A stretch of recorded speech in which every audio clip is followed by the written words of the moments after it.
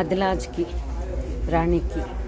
Wow, ఇదొక నుయ్య తాలూకా ప్రదేశం.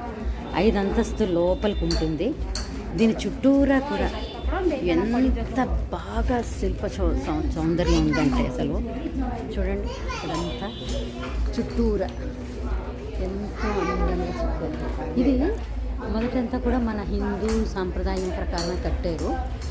దేవీ దేవతలు, నవగ్రహాలు ఇలాంటివన్నీ కూడా లోపల ఎన్నో ఉన్నాయి ఉంటూ, తర్వాత వాళ్ళ కొంచెం ముస్లిం రాజులు వాళ్ళు పరిపాలించినప్పుడు కొంత వాళ్ళ తాలూకా స్టైల్ని కూడా యాడ్ చేశారు ఇక్కడ కొంత.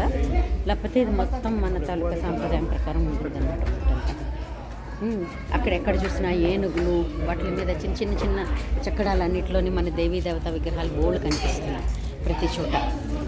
చాలా అంటే ఎంత శిల్ప సౌందర్యం బాగుందంటే చిన్న చిన్న డీటెయిల్స్ చూడండి.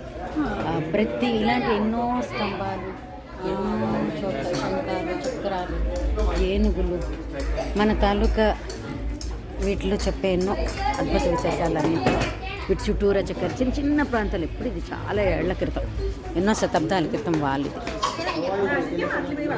బెల్